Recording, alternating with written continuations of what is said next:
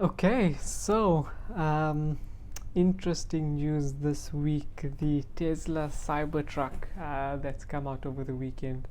I'm sure everybody's seen a lot of the videos, seen a lot of the reviews now, and wanted to chat about it quickly because it was on our previous episode of Top Gear's Disruptor of the Year, Car of the Year, Car Disruptor of the Year.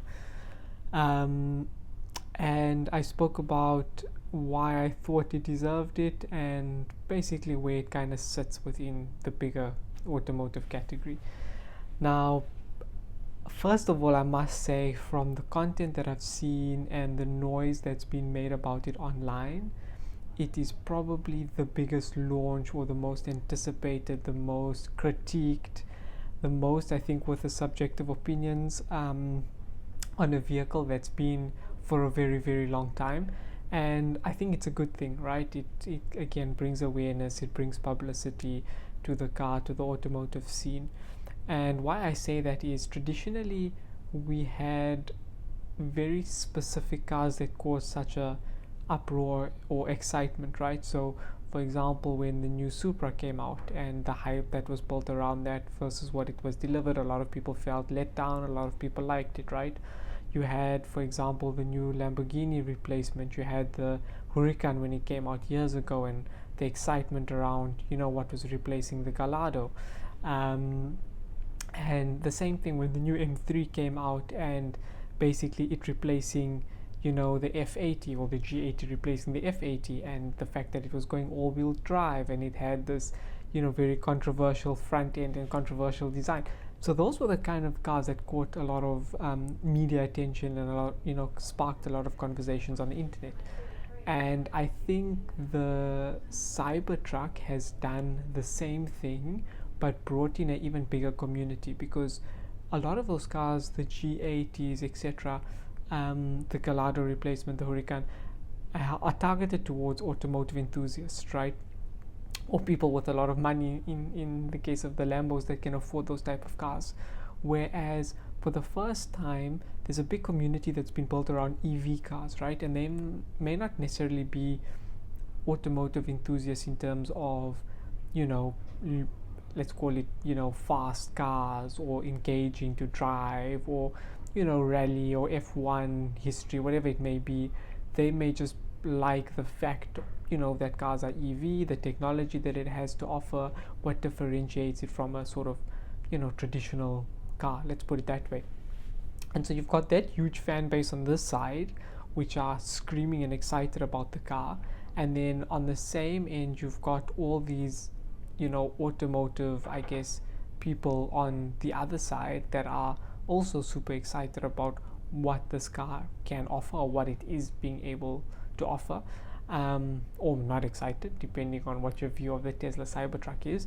But regardless of it, I think it's making a lot of noise in the market, right? So that's a good thing, I think. In terms of the actual Cybertruck itself, it's actually crazy on, if you think about what's happened, right? So it was probably this cool idea that somebody had, right? You know who. And it's almost like that car that you draw when you were in, like, I don't know, starting off schooling, with the box shape and things like that, and they've made it a reality. And I still think it is the disruptor of the year. There's nothing that looks like it, right? There's no round edges. Everything is absolutely angular. It's made out of stainless steel. It's the best marketing car or marketing ploy that I think has happened so far, ever, in terms of what it's actually brought to the market. And I think it's maybe setting the bar in terms of what cars in the future will deliver, in terms of raising the hype, raising the excitement, especially for Tesla. You've got the Roadster, which is coming up, which is supposed to be the fastest ever, most exciting car. And with this Tesla Cybertruck kind of setting the trend for crazy ideas, crazy execution to market, it's kind of setting the trend for those cars coming down in the future, right? So what do we think about it? First things first, it's bulletproof, right? There's a lot of debate online, that you've used subsonic ammunition to achieve that sort of durability of the vehicle. I still think it's impressive nonetheless. It's a very impressive gimmick, right? You come out to a launch and you've got videos of people shooting the car, um, passengers unharmed, technically speaking. It's a gimmick, but it's really cool, right? It's a really cool gimmick still. Joe Rogan, when he had Elon Musk on, there's a video of that circulating around. I'll pop it in here. Basically, as you saw, they go and, off the bat, Joe Rogan shoots a bow and arrow, shoots an arrow into the car. Again, no damage there. You've got them repeating the stress test with the windows, throwing the metal ball at those windows, doesn't crack. I mean, it's stainless steel, right? So technically speaking, it's not gonna rust. So it's just really unique selling points on a car that you never ever thought you would need, or maybe appeal to a very niche audience that is now being mass produced, that is available to masses, as opposed to, let's say, the Rivian tank, which is very expensive and very limited, or somebody that wanted to get the car, with bulletproof plating or bulletproof armor. And it's now being made available to the masses with all these gimmicks. And yes, it's still going to be expensive, right? The tri-motor, I think, is $100,000 plus, but what value it's offering is crazy, right? So you're talking about 11 seconds quarter mile. Again, I think PR marketing stunt of the year from Tesla, where they've drag raced it with a Porsche 911, not the Turbo S, with the 911. Yes, it's turbocharged, and the angles they show it, basically competing with the 911, beating the 911, and then you kind of have the part that comes afterwards actually towing a 911 as well, right? So it's beat it with all of that, right? But when you look at it, you're talking about 300-400 horsepower Porsche versus a the CyberTruck being in excess of 800 horsepower. Yes, it's heavy, so there's that aspect as well. But marketing tactic, right? Marketing ploy, very I think well shot, very well executed, but still impressive nonetheless, right? For something that weighs that much, that's essentially not a car, right? It's supposed to be a pickup, full electric. To still do a 11-second quarter mile is very impressive, right? That's like sports car, performance car territory. Tri-motor, so all-wheel drive, instant torque. It's bulletproof. It's shatterproof or whatever it is on top of all of that. It can tow. Got a flatbed. Kind of when you're listing these selling points of it, it's not traditional selling points as compared to a normal car, right? And I guess that's what makes it so exciting and so unique. So we'll give it credit for that. It looks like nothing on this earth, which again, some of you may hate it, some of you may love it. I think it's just unique, right? It's gonna grab attention, it's gonna grab looks everywhere it goes, and I guess that's the purpose of this car. It's supposed to be outrageous in what it sells from a marketing perspective, in its features, in its performance, in the way it looks. That's the whole point of the name CyberTruck, right?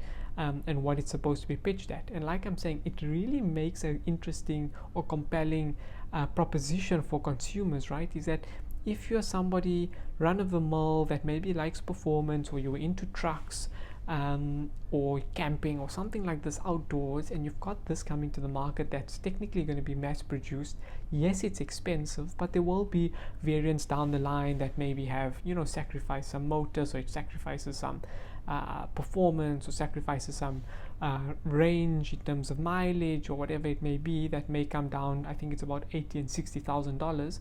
It's still a very unique proposition, right? There's not many cars that you can buy like it for $100,000 on the market, right? And so you get this vehicle that's fast, you get this vehicle that looks like nothing on the road, that's very different, that technically is a selling point. You can go camping or whatever it may be, tow with it off-road. I think it's pretty unique, and I think it's a pretty good idea, right?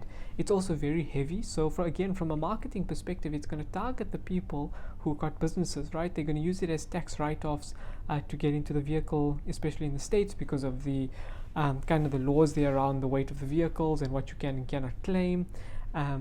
You're then going to have a business truck, let's call it, or business CyberTruck, which looks like nothing else on the road, so everybody's going to stare at it. And you brand it and you've got it for your business. Again, it brings visibility to your business, right? So the proposition of it is like nothing else on the market. There's nothing else with that sort of wild, insane claim to fame, that can be bought at that price. And I think that's what makes it such an interesting proposition, right? You've seen videos of reviews, you've seen it. Carwow had a video of it drag racing a Hummer, and the EV Hummer, and it beat it in a drag race, right? You've seen the durability tests on it, and I think it's going to get even more exciting once those customer cars start to get delivered, and people really start making their own out of the car. From a drag racing perspective, it's going to start going up against supercars, and we're going to see what that looks like. You're going to see people testing the towing capacity of it and see how durable, how off-road is it. You better believe people are going to buy it and test the bulletproof factor, or the hardness or durability factor of the car. Those are going to be really entertaining videos to watch, right? If not from an informational, educational perspective, just purely from an entertainment perspective, it's still going to be good and fun to watch. And all of those videos are going to build the hype around the car. It's all going to give visibility around the car. It's all going to build on this whole crazy marketing PR stunt that the CyberTruck has captured in the market. And on that alone, I think it is, purely from a marketing and PR perspective, 100% fantastic. It's the best thing I think that's come along in a while. That's really invigorated the market and got a lot of people talking, like the BMW did previously with the looks for the M3, positively and negatively. But I think it's going to take it a step further, because it's not a performance car, but it has performance car capability. It's maybe not a pure sort of truck in towing or capability or off-roading, but it has some of that capability, right? It's got this crazy claim to fame around bulletproofness, etc. And to have that in a package, where the wing mirrors are removable, right? Because there's cameras in the fenders. So technically, they shipped it for legality reasons to have it, but it can be removed, right? So then you have something that looks, I don't know, like a block of cheese, like a wedge with no wing mirrors. It's completely sleek. I mean, there's nothing that looks like that, right? You look inside, you've got no rear view mirror. You've got technically the screen that you're looking at to look behind you, right?